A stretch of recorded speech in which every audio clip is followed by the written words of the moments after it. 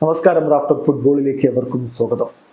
അംഗേൽ Di Maria Inter മയാമിയിലേക്ക് ചേക്കേറാൻ ഒരുങ്ങുന്നു. അതിന് കൃത്യമായിട്ടുള്ളൊരു plan ഉണ്ടാക്കിയിട്ടുണ്ട് എന്ന് വാർത്ത പുറത്തുവിടുന്നത് എബോലയാണ്. പോർച്ചുഗീസ് മാധ്യമമായിട്ടുള്ള എബോല. നമുക്കറിയാം, ഇപ്പോൾ പോർച്ചുഗലിലാണ് ഡി മരിയ കളിച്ചുകൊണ്ടിരിക്കുന്നത്. ബെൻഫിക്കയുടെ താരമാണ് അദ്ദേഹം. ഈ സമ്മർ ട്രാൻസ്ഫർ വിൻഡോയോട് കൂടി അദ്ദേഹം ബെൻഫിക്ക വിട്ടേക്കും എന്നാണ് റിപ്പോർട്ടുകൾ. അദ്ദേഹത്തിന്റെ കോൺട്രാക്ട് അവസാനിക്കുകയാണ്.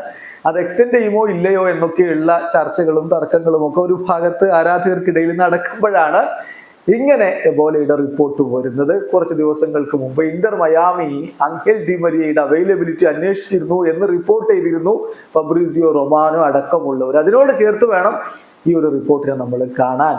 എബോലയുടെ റിപ്പോർട്ട് അനുസരിച്ച് കൃത്യമായിട്ടുള്ളൊരു പ്ലാൻ ഉണ്ട് അംഗേൽ ഡി മരിയയ്ക്ക്. അദ്ദേഹം ഈ സമ്മർ ട്രാൻസ്ഫർ വിൻഡോയുടെ സമയത്ത് റൊസാരിയോ സെന്ററിലേക്ക് പോകും. 6 മാസക്കാലം അവിടെ കളിക്കും. അതേസമയം അദ്ദേഹത്തിന്റെ ഭാര്യയും മക്കളും മയാമിയിലേക്കായിരിക്കും മൂവ് ചെയ്യുക.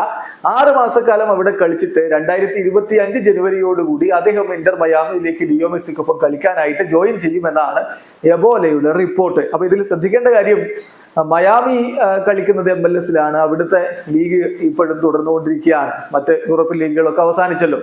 അവിടുത്തെ ലീഗ് എന്ന് പറഞ്ഞാൽ ഫെബ്രുവരിയിൽ ആരംഭിച്ച് ഡിസംബറിൽ അവസാനിക്കുന്ന രൂപത്തിലാണ്. അപ്പൊ അടുത്ത സീസണിൽ MLS-ൽ കളിക്കാനാണ് ഡി മരിയ പ്ലാൻ ഇടുന്നത് എന്ന് വേണം എബോലയുടെ റിപ്പോർട്ടിൽ നിന്ന് മനസ്സിലാക്കാൻ. അവരുടെ റിപ്പോർട്ടിലേക്ക് നമുക്കൊന്ന് പോകാം. അതിൽ അവർ പറയുന്നത് അംഗേൽ ഡി മരിയയുടെ കരിയർ പ്ലാൻ ഇങ്ങനെയാണ്.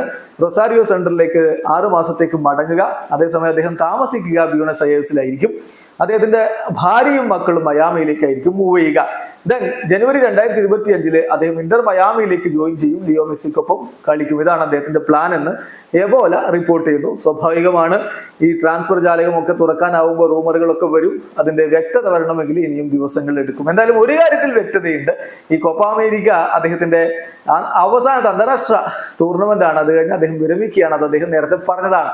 അപ്പൊ അതിനെക്കുറിച്ച് റോഡ്രിഗോ ഡി ബോൾ ചില കാര്യങ്ങൾ പറയുന്നുണ്ട്. കഴിഞ്ഞ ദിവസം അദ്ദേഹം ESPN അർജന്റീനയോട് സംസാരിച്ച കൂട്ടത്തിൽ പറഞ്ഞത് ഇങ്ങനെയാണ്: എപ്പോഴും ഡി മരിയെ പോലുള്ള താരങ്ങൾക്കൊപ്പം ഗ്രൗണ്ട് ഷെയർ ചെയ്യുക എന്നുള്ളത് സ്പെഷ്യൽ ആയിട്ടുള്ള കാര്യമാണ്. അദ്ദേഹം എൻ്റെ വളരെ അടുത്തൊരു ഫ്രണ്ടാണ്.